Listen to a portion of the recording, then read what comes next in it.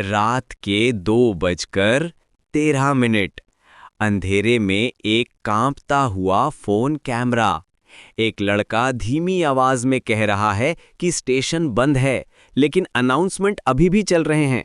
दूर से रेलवे की आवाज आ रही है, जबकि प्लेटफॉर्म बिल्कुल खाली है। हवा में एक अजीब सी खामोशी है, वैसी खामोशी जो सिर्फ रात के गहरे अंधेरे में ही मिलती है।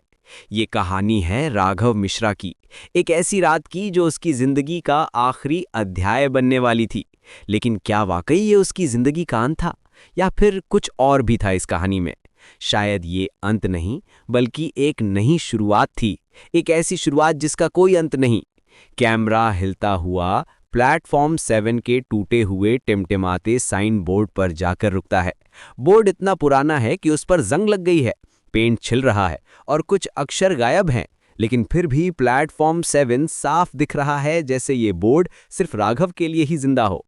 लाउडस्पीकर से बार बार एक ही आवाज आ रही है, passenger Raghav Mishra please proceed to platform 7। Raghav का दिल जोर से धड़कने लगता है। ये तो उसका ही नाम है, लेकिन यहां तो कोई और नहीं है। फिर ये अनाउंसमेंट किसके लिए हो रहा है? राघव की सांस तेज हो जाती है। उसे लगता है जैसे कोई उसे देख रहा है, कोई उसका इंतजार कर रहा है। हवा में एक अजीब सी गंध है, पुराने फूलों की, बासी धूप की, और कुछ ऐसी जो वो पहचान नहीं पा रहा। अचानक उसका फोन बजता है। स्क्रीन पर लिखा है प्लेटफॉर्म 7। कौन हो सकता है इस वक्त? राघव कांपते हाथों से फोन उठाता है। उसकी उंगलियां इतनी कांप रही हैं कि वो मुश्किल से आंसर बटन दबा पाता है। दूसरी तरफ से पहले तो सन्नाटा, फिर एक आवाज, उसकी अपनी ही आवाज, लेकिन डरी हुई और परेशान। मत आना यहां, तू ऑलरेडी मर चुका है। राघव का खून सूख जाता है। ये क्या हो रहा है? वो अपनी ही आवाज कैसे सुन रहा है? क्या ये कोई मजाक है? लेकिन इस वक्त इस जगह पर कौन मजाक करेगा?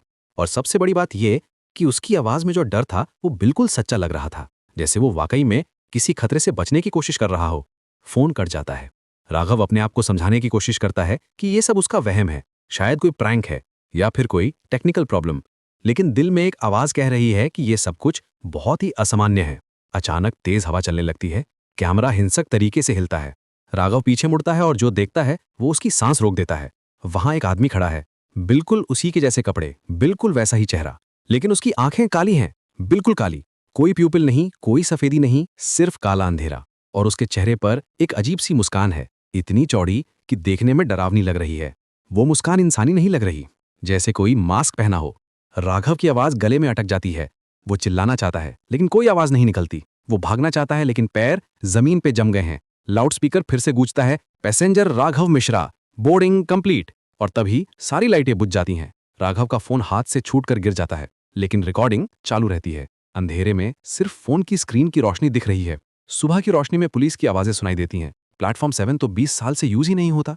एक कांस्टेबल कह रहा है, यहां तो कोई अनाउंसमेंट सिस्टम भी नहीं है, सब कुछ डिस्कनेक्ट कर दिया गया था। कैमरा अभी भी रिकॉर्ड कर रहा है।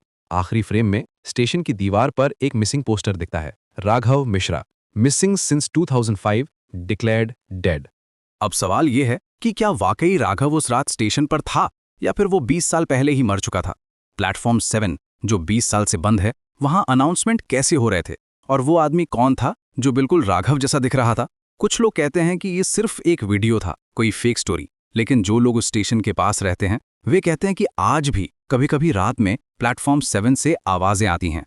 पैसेंजर राघव मिश्रा का अनाउंसमेंट आज भी सुनाई देता है। कुछ लोगों का कहना है कि वे उस रात राघव की चीखें भी सुनी थीं। शायद राघव अभी भी वहीं है, उस बंद प्लेटफॉर्म पर। शायद वो अभी भी इंतजार कर रहा है उस ट्रेन का जो कभी नहीं आएगी। या फिर शायद वो वार्निंग दे रहा है दूसरे लोगों को कि मत आना यहाँ। शायद वो नहीं चाहता कि कोई और उसकी तरह फंस जाए। ये कहानी सच है या झूठ ये तो पता नहीं, लेकिन अगली बार जब आप किसी पुराने रेलवे स्टेशन पर हों और रात के वक्त कुछ अजीब सी आवाज सुनाई दे, तो याद रखिएगा राघव मिश्रा की कहानी। कहीं आप भी तो नहीं सुन रहे अपना ही नाम उस अनाउंसमेंट में। प्लेटफॉर्म 7 आज भी बंद है, लेकिन कुछ चीजें कभी बंद नहीं होती। कुछ कहानियां हमेशा जिंदा रहती हैं, हमेशा इंतजार करती रहती हैं, राघव मिश्रा की तरह।